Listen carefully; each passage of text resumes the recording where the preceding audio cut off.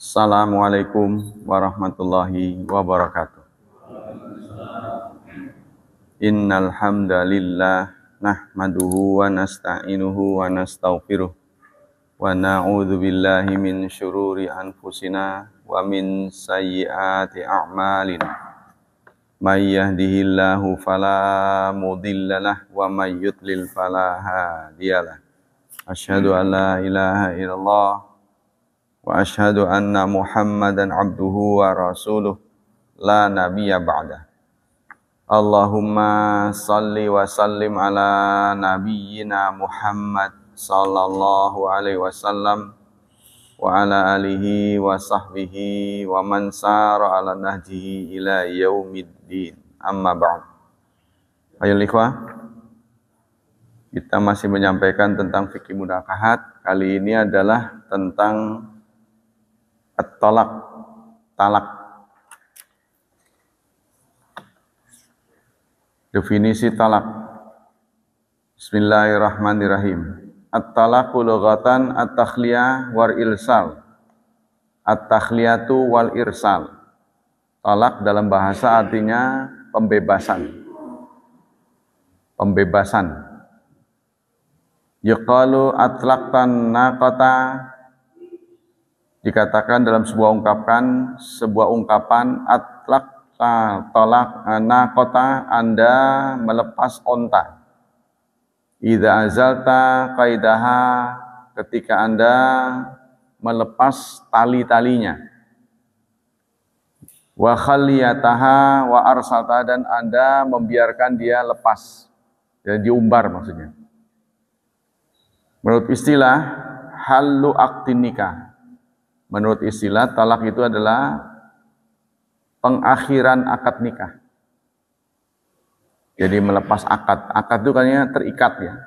Jadi melepas keterikatan nikah. Wa yakunu talak halakul aqdi. Karena itu talak artinya melepas semua ikatan. Idza kana talakan bainan, apabila talaknya talak bain. La ruj'ata li zauji fihi, tidak ada rujuk bagi seorang suami pada talak bain. Wa yakunu halla ba'dihi idza kana talak raj'iyan li zauji haqq raj'ah, dan menjadi talak sebagian apabila talaknya talak raj'i. Nah, nanti akan disebut ada macam-macamnya ya. Masyru'iyatuhu, disyariatkannya talak. At-talaku masyru'un bil kitabi was sunnah wal ijma'. Talak itu disyariatkan baik berdasar Alkitab, sunnah maupun ijma'. Allah berfirman dalam surat Al-Baqarah ayat 229. A'udzu billahi minasyaitonir rajim. At-talaku marratan, talak itu 2 kali. Fa imsakun, maka setelah itu imsakun bima'ruf, ya, ditahan dengan cara yang baik, au tasrih, atau dilepas dengan cara yang baik. Dengan cara ma'ruf, kemudian dilepas dengan ihsan. Nah, ini Allah menggunakan 2 istilah berbeda. Setelah talak 2 kali, maka jaga baik-baik dengan cara yang populer, atau dilepas dengan ihsan. Ihsan itu adalah tingginya budi pekerti. Ya, jadi kalau harus dilepas dengan akhlak. Wa Ibnu Umar radhiyallahu anhu, diceritakan dari Ibnu Umar, qal talaqtu imraati wa hiya haidun. Saya mentalak istri sedangkan istri sedang haid. Fa'ata Umarun nabiyya, maka datanglah Umar kepada Nabi. Fadzakara dzalika, lalu diceritakanlah hal itu. Jadi bapaknya datang kepada Rasulullah. Faqala an-nabiyyu, maka Nabi bersabda, liyuraji'ha, hendaklah Ibnu Umar merujuk istrinya. Ulang, balik lagi. Fa idza tahurat, kalau nanti sudah suci, fa in syaa falyatalliqha, baru kalau dia mau ceraikan. Ya, jadi mentalak istri itu baiknya setelah suci terus tidak digauli. Jadi betul-betul fresh, ya. Jadi terbuka, nah, tidak ada halangan. Qala Ibnu Qudamah ajma'an nas ala jawazi talak. Kata Ibnu Qudamah, semua orang sepakat bahwa talak itu adalah hukumnya jawaz, boleh. Hukmut talak. Yakhtalifu hukmut talak bi ikhtilafil ahwal ala nahwil ati. Hukum talak. Hukum talak itu sesuai dengan keadaan. Pertama, talak itu hukumnya mubah. Yakunu mubahan indal hajat ilaihi. Talak hukumnya mubah saat seseorang membutuhkannya, ya, dalam kondisi tertentu. Kondisi apa? Kasu'i khuluqil mar'ah, seperti akhlak yang buruk, pasangannya sudah tidak bisa diperbaiki. Wasu'i isyratiha, dan buruk pergaulannya. Wasyiqaq al-mustamir, dan pertengkaran yang terus-menerus. Ya, jadi tidak membawa kepada kebahagiaan. Adanya cekcok. Itu hukumnya mubah. Sebab tujuan dari berumah tangga adalah mendapatkan kebahagiaan. Kemungkinan untuk bahagia kecil. Nah, maka hukumnya boleh. Yang kedua, karohah, makruh. Yakunu makruhan inda adamil hajat ilaihi, ketika tidak dibutuhkan. Li'annahu yulhiqud darar bizaujain, karena akan menimbulkan kemadaratan. Ya, jadi kalau tidak ada masalah apa-apa, kemudian talak, maka hukum talak ini makruh. Wali'annahu yuzilu an-nikah musyamil ala masalih mandub ilaiha, karena akan menghilangkan kemaslahatan. Tadinya dua keluarga menyatu, jadi terpisah. Nah, ini hukumnya jelas tidak boleh, ya. Nah, jadi hukumnya makruh. Yang ketiga, at-tahrim. Hukum talak itu haram. Yakun muharraman kamalau talaqaha wa hiya haidun. Seperti yang dilakukan oleh seorang suami mentalak istrinya sedang haid. Itu hukumnya haram. Au nufasa, atau melahirkan. Pas melahirkan dicerai. Nah, ini hukumnya haram. Au fi zuhrin, au fi tuhrin jama'ah fihi, katalaqil bid'i. Atau dia sedang suci, ya, bukan lagi haid, tapi sudah digauli, belum haid lagi. Jadi artinya di situ sudah nabung. Ya, siapa tahu sudah ada janin, ya, jadi itu, ya, itu hukumnya bid'ah, haram. Ya, jadi diulang, ya. Yang haram itu pertama mencerai istri dalam keadaan haid. Yang kedua tidak sedang haid, cuma sudah digauli. Nah, yang tolak yang dianjurkan itu tolak dalam keadaan suci tapi tidak digauli. Jadi begitu dia ditalak, nggak lama gitu loh, dia sudah bisa menikah lagi. Ya. Sebab kalau sudah digauli boleh jadi tersisa, ya, menjadi janin. Gitu. Yang keempat, wajib. Ya. Yakunu wajiban katalakil maula alladzi yahlifu alla yujami'u zaujatahu aktsara min 4 asyhur. Seperti talak muli, ila. Bukan maula, ya. Talakil muli, orang yang ila. Ila itu adalah orang yang bersumpah tidak akan menggauli istri. Dia sumpah tidak akan menggauli istrinya lagi. Nah, maka dalam Islam itu diberi waktu 4 bulan. Ya. Apabila 4 bulan sudah lewat, maka dia suruh pilih apa mau dicerai atau mau kembali lagi. Dan bayar kafarat, ya. Yaitu memberi makan 60 miskin, memerdekakan budak. Itu ada dalam surat Al-Mujadilah. Idza madatil muddatu duna ayyafya, ya. Apabila waktunya sudah lewat, dia tidak memenuhi, wa yatal zaujatahu fayajibu 'alal qadi at-talaq. Nah, kalau waktunya sudah 4 bulan sejak dia melakukan ila itu apa? Ila itu tadi, ya. Kata-kata yang diucapkan oleh orang Arab pada waktu itu karena dia marah atau benci kepada istrinya, lalu dia mengatakan, kamu seperti punggung ibuku. Nah, ini tidak lazim buat kita, ya, menyamakan istri dengan punggung ibu si laki-laki, ya boro-boro gitu kan. Nah, ibu itu kan orang yang terhormat, masa mau disama-samain dengan orang yang terhormat, padahal dia lagi benci gitu kan.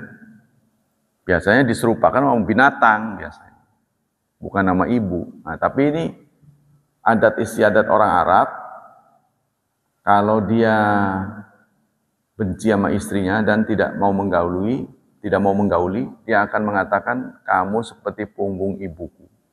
Karena ibu kan gak bisa dinaikin. Gitu maksudnya. Nah, setelah dia ngomong begitu, berarti tidak akan digauli. Islam datang membatasi. Kalau dulu gak terbatas, sebelum dia mencabut omongannya. Ya, terlunta-lunta begitu. Istri bukan, dicerai juga enggak. Ya, diberi nafkah enggak. Nah, Islam datang, maka diperbaiki. Diberi waktu 4 bulan.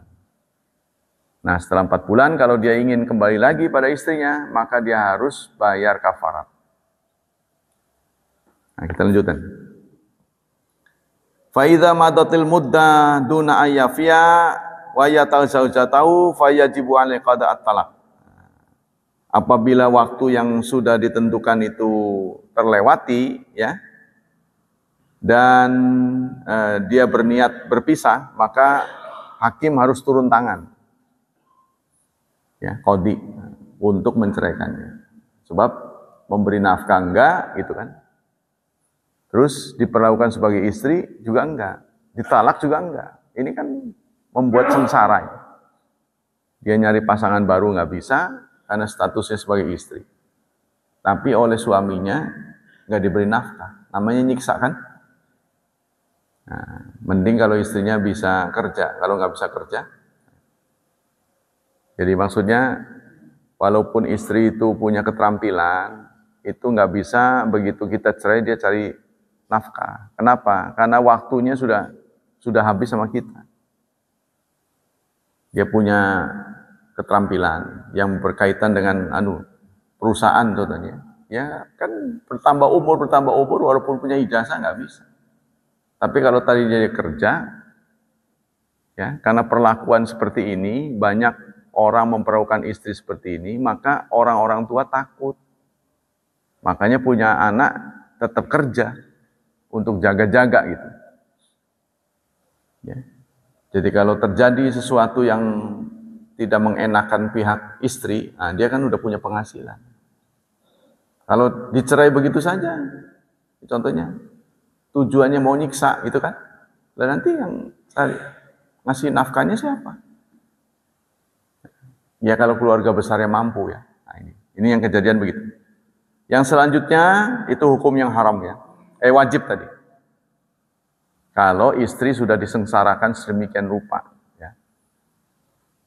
Yang selanjutnya adalah istihbab, hukumnya disunnahkan, dianjurkan. Yakunu mustahaban lid-darar, karena adanya madarat. Ka'ay yatadarar mar'ah bistidamatin nikah, seperti, ya, suasana yang sudah tidak nyaman, seorang istri tersiksa jika pernikahan dilanjutkan. Contohnya laki-lakinya kasar, ya, terus tidak bertanggung jawab. Ini kan tidak bisa dibiarkan, maka dianjurkan untuk dipisah. Li'izalati darar anha, karena ada kemadaratan yang ada pada anak perempuan. Sighatu talak. Sekarang ungkapan talak. Sighatu talak hiya ma yaqa'u bihi talak minal alfadhi wal ibarat yaitu ungkapan-ungkapan atau ucapan-ucapan yang dikeluarkan oleh seorang suami. Talaknya itu, sigat itu kata-kata. Wa yasyarat talafuz biha, disyaratkan harus diucapkan. Wa la yaqtalaq bin niyati, tidak boleh sekedar niat, tapi tidak diungkapkan. Liqauli sallallahu alaihi wasallam, berdasarkan sabda Nabi, innallaha tajawaza li ummati amma waswasat. Sesungguhnya Allah membiarkan untuk umatku apa-apa yang menjadi was-was. Kalau hatinya berniat talak tapi tidak diucapkan, maka itu tidak sah. Ya, jadi tetap menjadi istrinya. Aw haddatsat bihi anfusaha, atau apa ya namanya, ngebatin. Kalau bahasa sini ngegerentes hatinya. Berniat, sudah ada niat, tapi belum diucapkan. Malam ta'mal bihi, sepanjang belum dikerjakan. Au takallama, atau diucapkan. Hadis muttafaqun alaih. Al halif bitalak minal akhta'i syai'ati. Sumpah bercerai itu adalah kejadian-kejadian yang umum terjadi. Jadi sumpah mau menceraikan. Ka'ayyakula alayat talak in dhahabti li baiti ahlika. Seperti seorang suami mengatakan, kamu saya talak jika kamu pulang ke keluargamu. Ya, sampai ngomong begitu. Aula takhrujinna al-an minal bait, atau kamu keluar dari rumah. Kalau kamu berani keluar dari rumah, maka kamu cerai. Aku cerai. Au in fa'alti kadza fa anti talik, atau kamu jika melakukan sesuatu sesuai yang diinginkan oleh suami, maka kamu cerai. Aku ceraikan. Wa hadza sya'nuhu azimun. Ini urusannya besar. Jadi laki-laki itu tidak boleh sembarang mengucapkan hal-hal seperti itu. Kalau dia benci, udah benci aja. Jangan diikuti dengan ucapan. Ya, itu sangat menyakitkan ya. Kalau nggak setuju dengan saya, kamu keluar dari sini. Kamu aku cerai. Nah, itu sangat menyakitkan. Lebih baik kita diam saja. Ya biasalah, orang marah kan. Orang marah kan bisa terjadi pada siapa saja. Ya sudah. Kalau kita marah, kita tahan, kita selesaikan sendiri. Karena ini gejolak, ya. Gejolak nafsu ya, gitu. Hati kita itu ngap-ngapan itu untuk menahan marah. Udah diam aja. Jangan ditambah dengan ungkapan-ungkapan yang memperburuk keadaan. Nah. Fa jumhurul ulama ala wuqi talaq fiha idza khalafati zaujul mahluf alaih. Maka menurut kebanyakan ulama, seorang istri menjadi terceraikan apabila dia mengerjakan ya perbuatan yang diancam oleh suaminya. Kalau kamu berani pulang ke rumah, maka saya ceraikan. Dia pulang, maka itu menurut kebanyakan ulama cerai. Tapi kalau menurut pemerintah undang-undang di Indonesia, cerai hanya bisa dilakukan di depan pengadilan, nggak boleh di jalanan. Jadi cerai itu harus ngadu dulu ke pengadilan, nanti diterima, didatangkan pihak-pihak suami maupun istrinya. Ditanya kenapa, diperiksa oleh hakim, alasan-alasannya. Kalau memungkinkan, dilihat oleh hakim tidak memungkinkan untuk bersatu kembali, maka dijatuhkan talak. Ya, jadi nggak bisa di jalanan. Maksudnya tanpa pengadilan nggak bisa. Nah itu kalau pihak-pihak yang bersangkutan menikah tercatat. Kalau tercatat nikahnya, kalau tidak tercatat kan pengadilan nggak bisa mengambil berkas, nggak bisa memproses. Nah itulah yang disebut dengan nikah siri, yang disebut nikah siri yang ramai itu. Tapi nikah siri yang kita sebut tadi itu tidak sesuai dengan ajaran Islam. Maksudnya yang namanya nikah siri itu nikah yang tidak memenuhi syarat. itu menurut ajaran Islam. Kalau memenuhi syarat nggak dicatat, itu tetap nikah menurut ajaran Islam. Ya. Jadi bukan siri itu kan ngumpet-ngumpet, sir bukan jahar, ya. Tidak dipublikasikan. Fam fima idza khalafati zaujatu al mahluf alaihi aw qashatu wa ikhtara syai'ul islam ana zauja idza qasada bil kalam, ya, man al mar'a min fi'li syai'in aw hassaha ala fi'li syai'in wa hadza wal ghalib fa innahu yajri majral yamin. Kata Ibnu Taimiyah, apabila seorang suami, ya, menentukan suatu ucapan yang melarang istrinya atau menyuruh istrinya sesuatu lalu dilanggar, maka itu sama dengan sumpah, kata Ibnu Taimiyah. Jadi wa hadzal qaulu bi raghmin min yusrihi lakin la yakhafa wala khatari hadzal man. Jadi tidak sampai cerai. Gitu ya, kalau tidak ada kata-kata cerai. Wa yang qasimu sighat ila qismain. Sighat talak itu ada dua. Pertama, alfazun sarihatun, dengan ucapan yang terang yang mengarah kepada cerai, yaitu kata-kata aku talak kamu, aku cerai kamu. Itu kan jelas tuh. Tidak multitafsir, ya. Hiyal alfaz allati la tahtamil ghairat talak, yaitu ucapan-ucapan yang isinya tidak mengandung kemungkinan penafsiran lain kecuali cerai. Yaitu lafaz talak. Seperti Anda, kamu saya ceraikan, kamu saya talak. Nah, ini kan udah bahasa terang.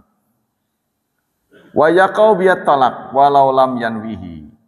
Walaupun dia tidak berniat, tapi kalau ada ucapan maka menjadi talak. Wah, hati-hati, walaupun nggak niat. Ya, kalau itu sengaja diucapkan, bukan melindur, saya cerai kamu, saya talak kamu, maka jatuh talak. Walau lam yanwihi, sawaun kana jadan am mazihan, baik dia serius atau bercanda, ya, jatuh talak. Tapi itu tadi, menurut Perundang-undangan nomor 1 tahun 74, hal-hal seperti ini tidak jatuh talak. Talak hanya jatuh di depan pengadilan. Nah, liqaulihi sallallahu alaihi wasallam salasun, berdasarkan sabda Nabi, ya, sallallahu alaihi wasallam, 3 hal. Kata Rasulullah, 3 hal.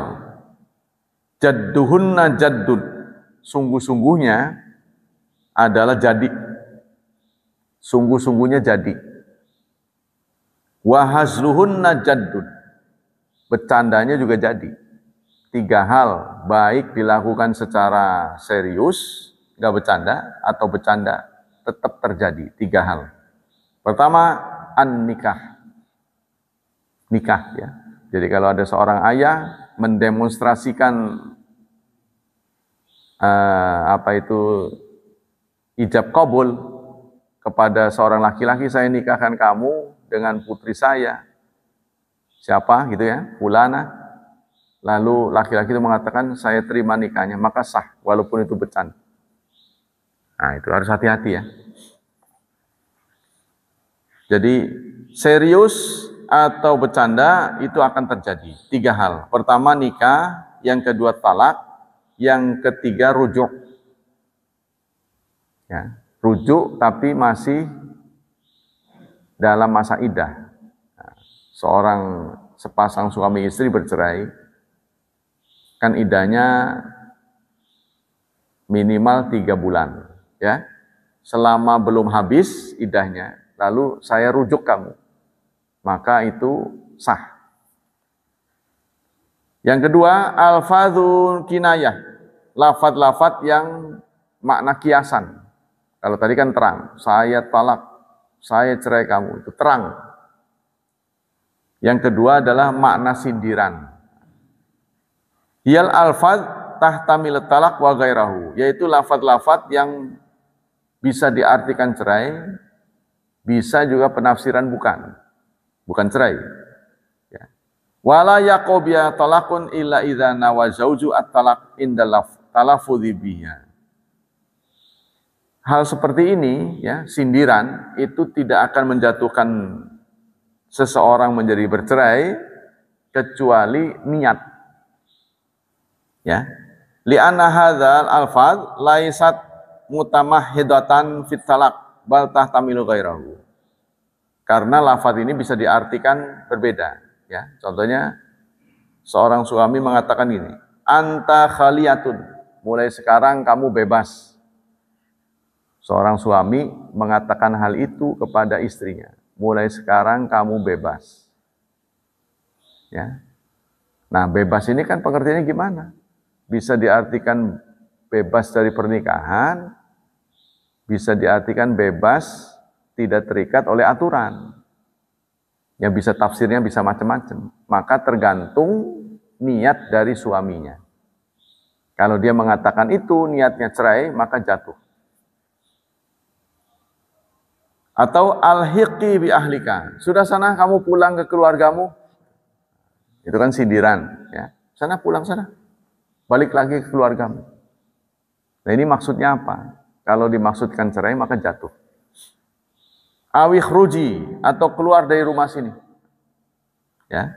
Au anta hurratun, atau engkau merdeka. La hajata lifi. Saya sudah tidak butuh kamu. Ya, ini kan kata-katanya nggak jelas, ya, multi tafsir.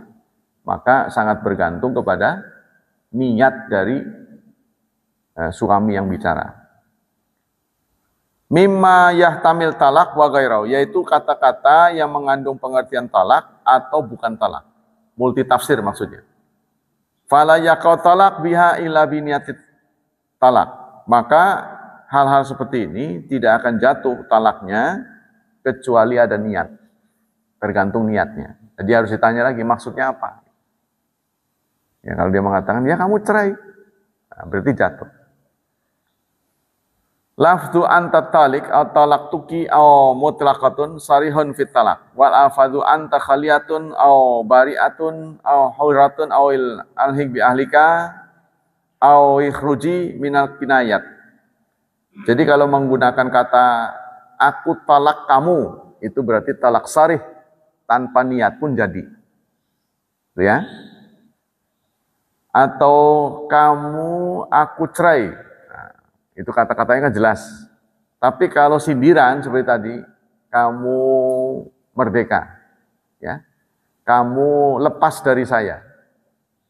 Ini sindiran-sindiran. Maka harus ditanya oleh pihak kedua, maksudnya apa? Nah, ya, karena itu bergantung pada niat. Niat kan nggak bisa ketahuan, ya, kecuali yang niat yang ngasih tahu. Saya tadi kata-kata itu tadi saya maksudkan saya ceraikan kamu, maka jadi. Hati-hati ya, kalau ngumpul sampai 3, wah itu sudah nggak bisa balik lagi, kecuali diselang orang lain. Aqsamut talak bi'tibari muwafaqatihi li syar'i. Bagian-bagian talak berdasarkan syariat. Dengan demikian, ya, setelah kita membaca tadi, mempelajari berbagai macam talak, maka talak itu ada 2 macam. Ya. Pertama, talakus sunnah, talak yang sunnah. Ya. Wa huwa talak waqi'u bi talqatin wahidatin fi tuhrin lam yahsul fi jima' aw hala kauni zaujati hamilan. Yang namanya talak sunni, talak sunnah adalah talak yang dijatuhkan dengan 1 kali. Jadi nggak usah mengucapkan kali-kalinya. Ya, saya talak kamu 1000. Nah, saking keselnya kan. Nggak usah ngomong-ngomong begitu. Kali-kalinya nggak usah disebut. Saya talak kamu. Nah itu. Tapi posisi istrinya lagi suci. Nah, lam yahsul fi jima'un, setelah dia berhenti dari haid, suci, tidak pernah disetubui. Nah, itu tolak sunni. Ya. Ya, jadi syaratnya tadi, suatu talak dianggap tolak sunni apabila talak dijatuhkan 1. Jadi nggak nyebut-nyebut 2, 3 nggak. Istri dalam keadaan suci, ya, sejak dia suci berhenti dari haid tidak pernah digauli. Jadi belum ada tabungannya di situ. Atau auhala kauni zauja hamilan. Ya. Atau seorang istri dalam keadaan hamil. Keadaan hamil. Ya, ditalak. Nah, itu tolak sunni. Ya, nanti iddahnya lahir. Ya. Wa daliluhu minal kitab. Dalilnya dari Alkitab. Yaitu surat At-Talaq, surat 65 ayat 1. Ya ayyuhan nabiyyu idza talaqtumun nisaa fatalliquhunna liiddatihin. Wahai Nabi, jika kalian ingin mentalak istri-istri, maka talaklah mereka pada iddahnya. Ya, pada ketentuannya, maksudnya prosedurnya. Ai fil waqti ladzi yasra'na fihi istiqbalil iddah. Artinya pada waktu ya yang mereka ada dalam keadaan iddah. Iddahnya itu apa? At-tuhru badal haid, yaitu suci. Jadi kalau seseorang harus mentalak istrinya, pilihlah waktu istrinya dalam keadaan suci setelah berhenti dari haid dan belum digauli. Nah, itu sunnahnya di situ. Yang kedua, wa mina sunnah an Ibnu Umar anna talaqa imra'atahu wa hiya haidun. Seperti yang disampaikan oleh Ibnu Umar, suatu saat beliau mencerai istrinya dalam keadaan haid. Fadzakara dzalika Umar radhiyallahu an lin Nabi. Maka hal itu disampaikan oleh Umar, bapaknya, kepada Nabi. Lalu Rasulullah memberikan jawaban, murhu, suruhlah anakmu, fal yuraji'ha, untuk rujuk. Ya, karena enggak nyunah. Istrinya lagi haid. Summal yutalliqha tahiran. Kemudian cerailah istrinya itu dalam keadaan suci atau hamil. Dalam keadaan suci atau hamil. Jadi supaya jelas statusnya. Ya, sebab kalau dia suci kemudian sudah digauli, ini meragukan ya, takutnya itu jadi janin. Ya, jadi kalau sudah hamil jelas. Ya, untuk apa Islam mengatur semua ini? Supaya keturunan itu jelas. Jadi nggak recok nanti ini anak siapa gitu kan. Nah, tapi kalau sudah hamil kan jelas. Berarti anak suaminya, bukan suami baru kan. Tapi kalau tadi itu di dalam keadaan suci sudah digauli, dicerai. Nah, nanti setelah iddah dia menikah lagi, ternyata ada bibit dari sana. Nah, ini kan jadi nggak jelas anak siapa. Ya, nanti akan menimbulkan pertengkaran yang berlarut-larut. Selanjutnya al-ijma'. Faqad ajmal ulama ala annal mutalaq lisunnah huwa alladhi yutaliqu imratahu fi tuhrin lam yamassaha fihi talqatun wahidah. Berdasarkan konsensus ulama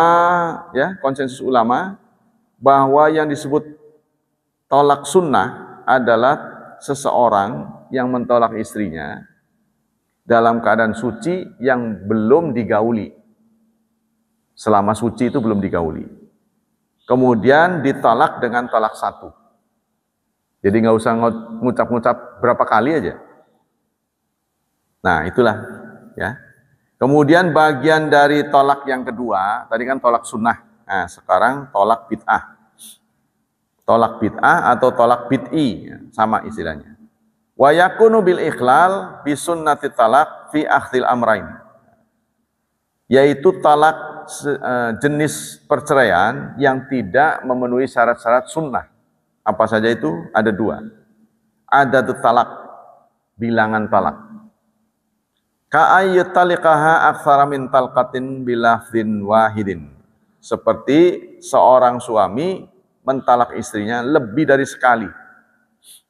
Ya, lebih dari sekali. Saya talak 10 kamu. Saya tolak kamu 100 kali. Saking gregetannya ya. Nah ini tidak sunnah. Jadi nggak ada nyebut sekali. Kali-kali itu nggak usah disebut. Itu tidak sesuai dengan petunjuk Rasulullah. Jadi jangan berapa kali nggak usah. Au mutafariqat qabla inqida'il iddah, atau dicerainya berturut-turut, bukan dalam satu omongan, memang beberapa kali omongan, padahal talak yang pertama iddahnya belum habis. Belum 3 bulan dia udah cerai lagi. Ya, jadi sudah diceraikan lagi iddah kan, belum rujuk ditalak lagi. Nah, contohnya ucapan anti talik salasan. Kamu saya ceraikan 3 kali. Atau dengan 3 kali. Atau Anda cerai dengan mengucapkan cerai katanya. Sampai disebutnya 3 kali.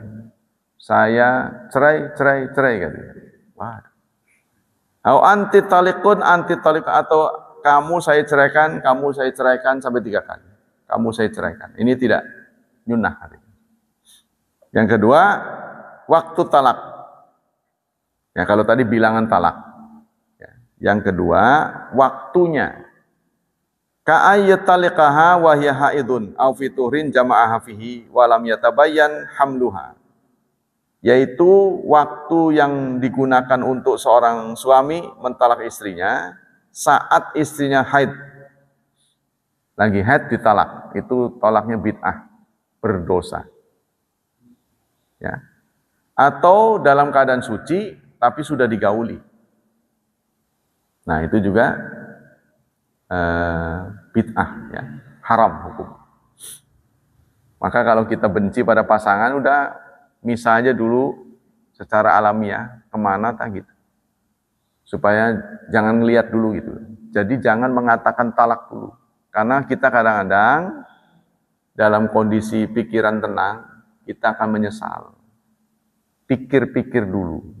Jangan spontan, ya, waktu marah diucapkan.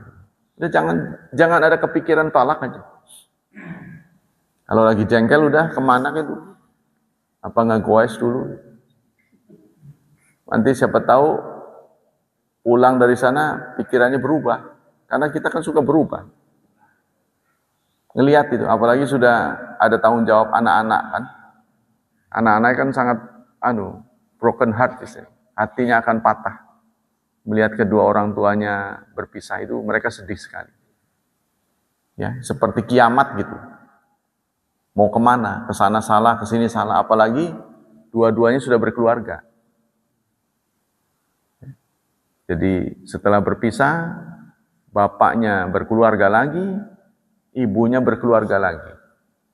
Nanti dia datang ke bapaknya ngurusin keluarga barunya. Datang ke ibunya, ngurusin keluarga barunya. Akhirnya dia lebih cenderung pada kakek neneknya. Akhirnya begitu yang banyak kejadian. Ya, akhirnya dia berlindung pada kakeknya nenek. Udah sini aja. Kamu ke sana nggak diterima, ke sini diterima. Nah, didikan kakek nenek itu tidak sebaik bapak ibu. Kenapa? Karena kakek nenek itu lebih manja. Ya kita juga begitu sama kalau dulu sama anak mah tega, sama cucu mah nggak tega. Nah ini yang membuat mereka ini kadang-kadang tidak survive, dimanja. Jadi didikan itu tetap lebih baik di bawah asuhan bapak dan ibu. Ya, parental isinya double ya, jangan sampai hanya ibunya saja, bapaknya tidak afdal nanti. Ini menyangkut masa depan. Sebab kalau tumbuh dan berkembang tanpa kasih sayang, nanti cenderung dia berlaku kasar sama orang, terus bawaannya ini galak gitu, bawaannya tuh pengen melihat orang bahagia iri, kenapa saya nggak begitu gitu. Nah, ini, ya. Jadi ini salah satu sebab kurang kasih sayang. Kalau kita juga sama, suami istri bercerai nggak bercerai, tapi kasih sayang kurang, orang anak-anaknya nggak diurus.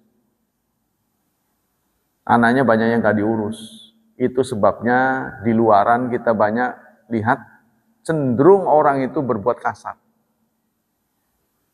Itu gara-garanya semua adalah kurang kasih sayang. Coba Bapak kalau nggak percaya survei di ini masyarakat kampung nih. Kalau kita sih mungkin sudah sedikit-sedikit sadar lah. Ya. Mereka itu nggak pernah mau tahu dengan anaknya.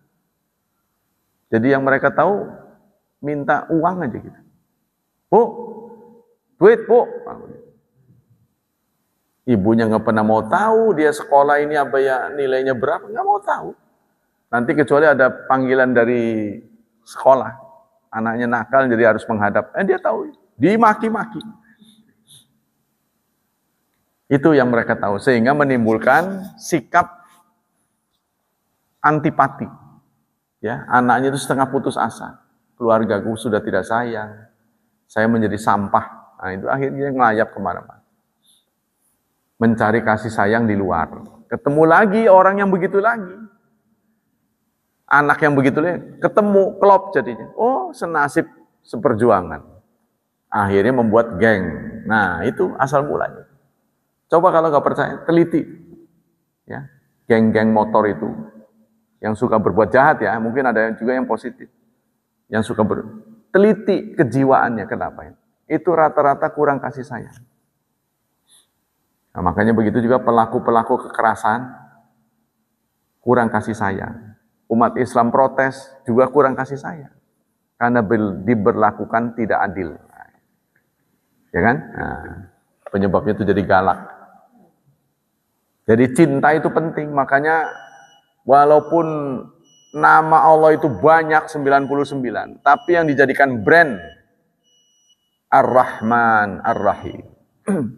Ya, yang dijadikan simbol namanya itu Bismillahirrahmanirrahim. Kan bisa saja Bismillahil Jabbar. Kan begitu kan? Al-Alim bisa saja. Tapi kenapa dipilih dua nama? Ar-Rahman Ar-Rahim. Rahman untuk di dunia, kuncinya ilmu. Rahim untuk akhirat, kuncinya iman. Kalau kita bisa menggabungkan iman dan ilmu dan iman, maka kita mendapat kasih sayang Allah dunia akhirat. Tapi kalau kita iman saja tanpa ilmu, maka kita akan bahagia di akhirat tapi tidak di dunia. Kita hidup akan terlunta-lunta. Nah, seperti kita lah bangsa Indonesia.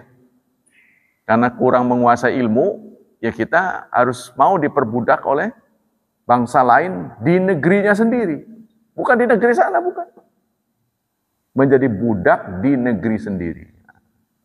Jadi posisi kita menjadi karyawan, dia jadi bos. Padahal ini negara kita.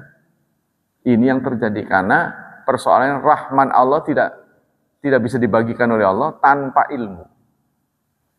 Tuh. Bagi orang yang punya ilmu tidak punya iman, nanti di akhiratnya sengsara. Mereka boleh tertawa hari ini. Kan dalam Quran ada tuh. Yataqamazun, kan ada tuh surat juz amma ya. Apa itu? Al-yauma falyadhakun, mereka tertawa-tawa. Innal abrara lafi na'im alal araiki yanzurun ta'rifu fi wujuhim nadratan na'im. Orang yang baik nanti di akhirat itu saling bersandar, tersenyum-senyum. Nah, itu karena membawa iman. Tapi di dunia tanpa ilmu kita tidak mendapat kasih sayang Allah. Maka ilmu itu penting.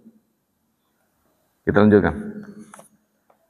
Wa qad ikhtalafa ahlul ilmi fi wuqi talaq fil haid wal jumhuru ala wuqu'i. Bagaimana kalau sekarang ada orang ya, seorang suami mentalak istrinya dalam keadaan haid walaupun itu masuk kategori bid'ah tadi kan? Jatuh enggak talaknya? Nah, menurut kebanyakan ulama, jumhur ya, mayoritas ulama mengatakan jatuh. Ya alhasil itulah. Saya berapa kali memberi saran, jangan mengeluarkan kata-kata talak. Bahwa orang benci, orang nggak suka. Dalam ayat Quran ada. Asa ayakrahu syai'an. Asa antakro syai'an. Wa yaja'allah fihi khairan katsira. Nah ini. Ada ayatnya surat An-Nisa kalau nggak salah. Surat 4. Nah, khairan katsira. Khairan katsira.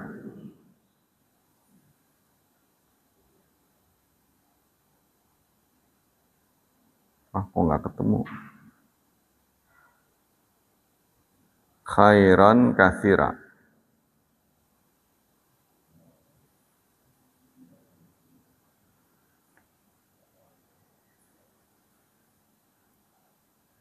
Nah, ini. Surat 4, benar. Surat An-Nisa ayat 19. Allah berfirman, wa ashiruhunna bil ma'ruf. Gaulilah istri-istri dengan cara yang ma'ruf. Surat 4 ayat 19. Ya, perhatikan statement terakhir dari Allah. Fa in karihtumuhunna. Jika kamu tidak suka. Nah, di sini bila kamu tidak menyukai mereka, kamu lagi jengkel ya kepada istri, fa'asa, maka boleh jadi antakrahu syai'an, kamu membenci sesuatu, wa yaj'alullah, namun Allah jadikan fihi, pada kebencianmu itu, khairan katsira, kebaikan yang banyak. Ahli tafsir ini pusing mikirin ini. Apa maksudnya pada kebencian itu ada kebaikan yang banyak? Dalam keluarga, apa yang dimaksudkan dalam keluarga? Ada sesuatu yang dibenci oleh suami, tapi kebencian itu mendapatkan kebaikan yang banyak. Itu apa gitu? Ini kan konteksnya lagi benci sama istri. Ya, bisa jadi kebencianmu itu mengakibatkan kebaikan yang banyak. Salah satu tafsir dari ulama, berdasarkan pengalaman katanya, survei mungkin. Banyak anak soleh, ibunya cerewet katanya. Banyak orang soleh berasal dari keluarga yang ibunya cerewet. Jadi suaminya pusing sama kecerewetan istri.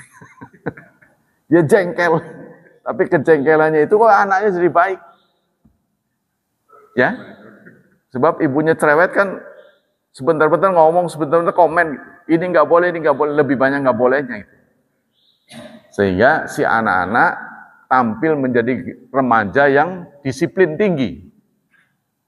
Disiplinnya tinggi dia. Ini nggak boleh, ini nggak boleh. Wah, ini nggak boleh, jadi nggak bebas. Tapi kemudian dia tumbuh menjadi disiplin yang tinggi. Ya, ini penyebabnya ya.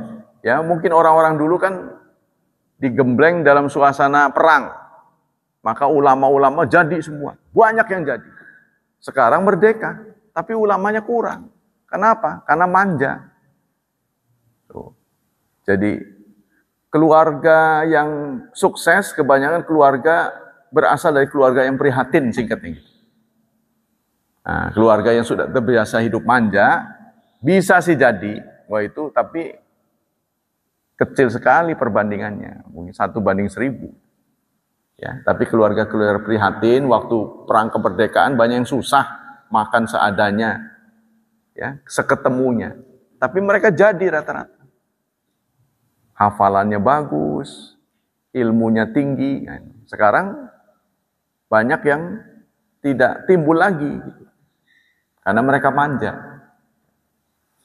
Nah inilah, itu tafsiran dari ulama. Ketika mereka, apa kebaikan yang banyak bisa timbul dari kebencian pada istri, ya.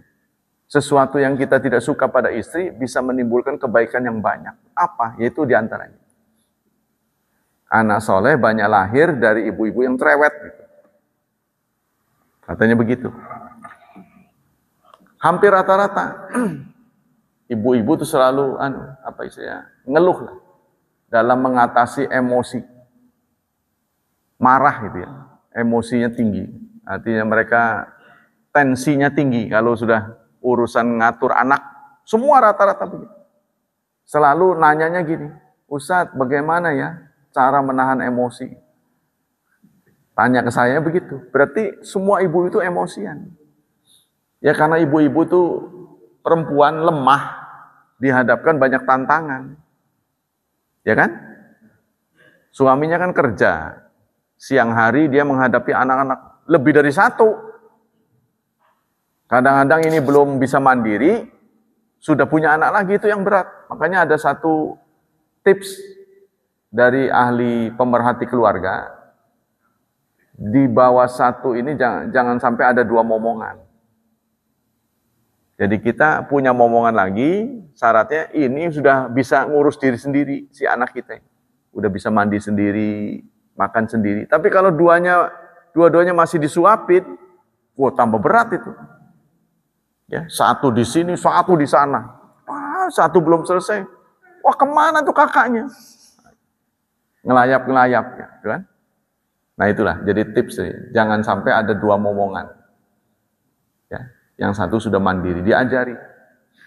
Buang air harus di tempatnya, kebersihan, itu diajari. Yang lebih penting yang kita harus ajarkan, semua larangan dan perintah harus diberi alasan. Harus kita ajak diskusi. Ternyata anak itu bisa. Ya, contohnya ketika orang tua berangkat kerja dia nangis-nangis terus. Dijelaskan, ayah ini kerja karena mencari nafkah. Nanti juga pulang lagi. Jadi dia beranggapan nanti ditinggal gitu kan. Gak balik lagi, makanya dia nangis. Nanti berapa jam balik lagi, sore. Oh begitu ya. Itu setiap hari. Nanti kalau Sabtu Minggu baru ayah ada di rumah. Tapi begitu Sabtu Minggu ngegoes.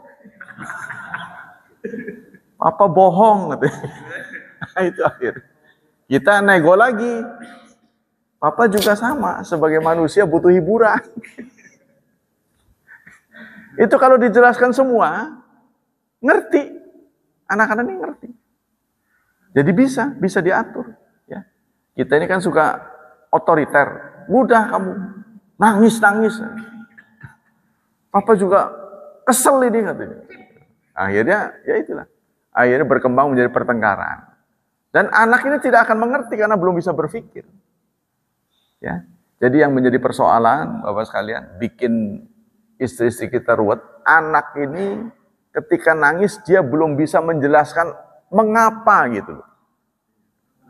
Kenapa nangis gitu. Sehingga si ibunya kan bingung, kamu kenapa nangis? Apa ya sakit, gatel, lapar, haus, dia harus ngomong gitu.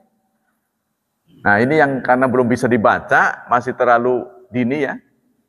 Nah, dia punya bayi lagi, ini jadi berat. Gitu ya. Tapi itu kalau kita tunda, ya hanya ketuaan.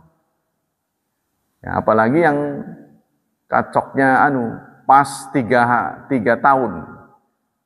Ya, nanti punya anak 4, 1 di fakultas, 1 SMA, 1 SMP, 1 SD. Semuanya daftar ulang. Waduh ya. Pusing-pusingnya di situ. Ya, tapi jangan lihat pusingnya. Nanti kalau sudah berhasil kita senyum. Yang ono jadi ini jadi ini jadi. Merasa rasanya dengan punya anak segitu kurang. Kurang. Iya, kenapa nggak nambah? Kalau kita udah usianya sudah semakin kan susah udah. Ya itulah momen-momen dalam keluarga. Jadi kita harus berpikirnya makro ke depan. Jangan waktu itu, harus dibicarakan bersama.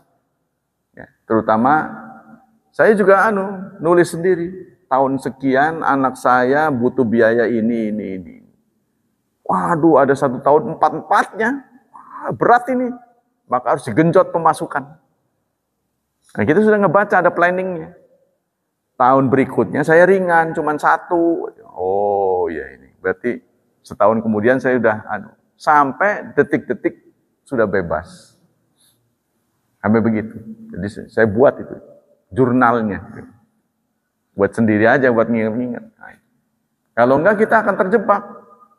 Wah, uang banyak kita belanja, enggak taunya berapa bulan lagi keperluannya banyak karena kita enggak ada planning, kacau lah kita. Akhirnya goncang.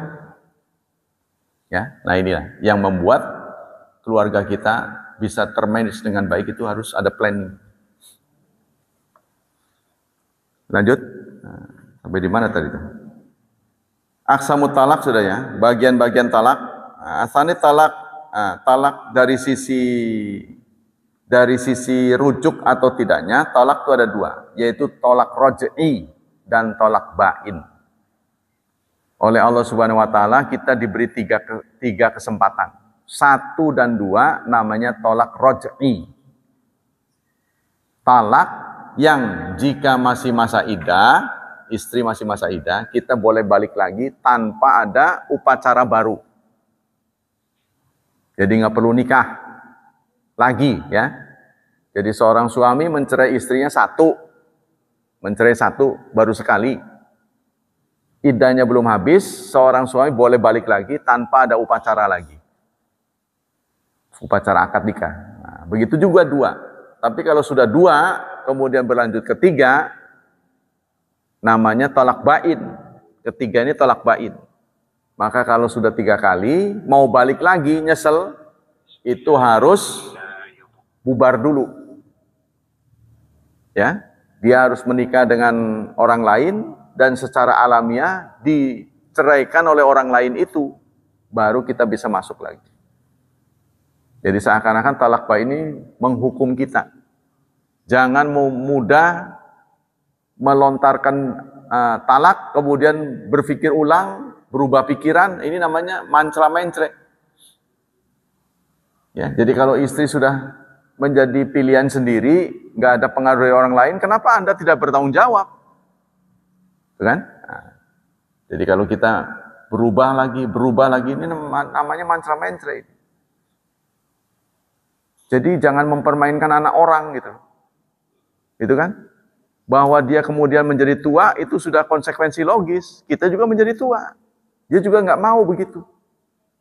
Gitu kan? Nah, kok kelihatannya udah nggak presisi lagi gitu kan.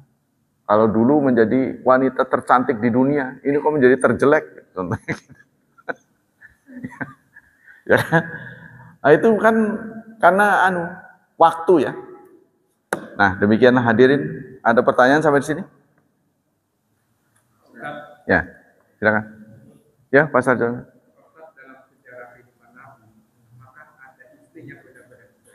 Pernah ada yang dicerai. Memang Nabi ini kan mau tidak mau memberi contoh ya. Nah, beliau pernah mencerai istrinya. Nabi itu kalau nggak salah semua istrinya itu ada, kalau dikumpul-kumpul dari awal sampai akhir itu 13. Tapi saat beliau wafat, istrinya itu ada 9. Salah satunya ada dalam sejarah itu, tapi kontroversi apakah ini sahih atau tidak. Seorang wanita menyembunyikan cacatnya karena saking ingin dinikah oleh Nabi.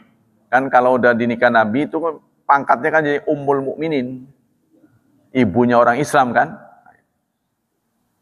dan dijamin masuk surga. Itu persoalannya. Kenapa orang rebutan jadi istri beliau?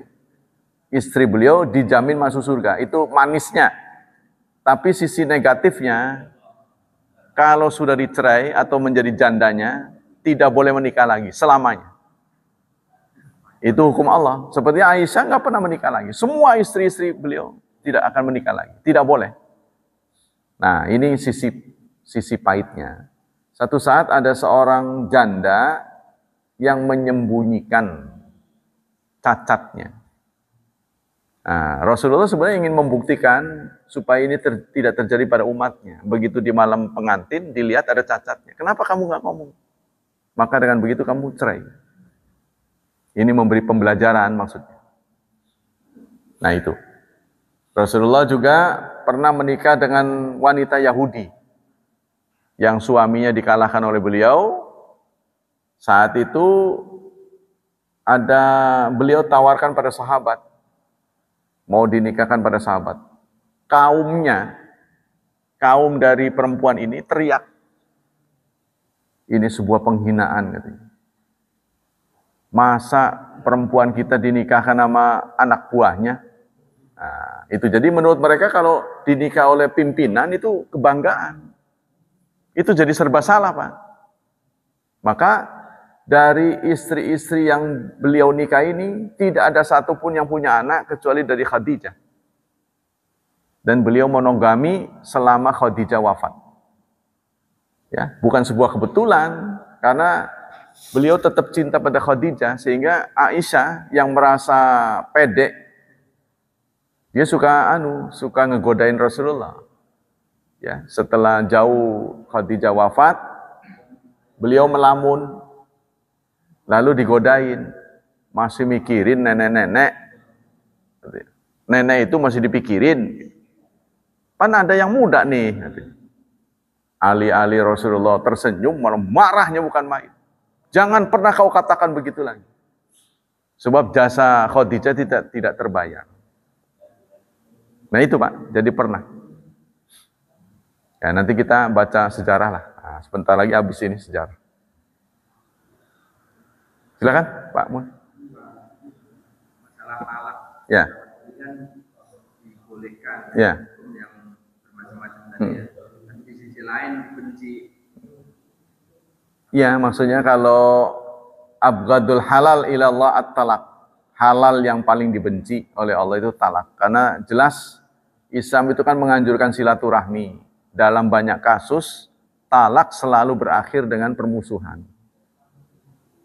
Talak yang bagus adalah talak yang berkesadaran. Contohnya begini, pasangan suami istri lama tidak dikaruniai anak, maka istrinya legowo gitu ya, mau dipoligami atau mau dicerai, tapi dengan ketentuan tetap bersahabat.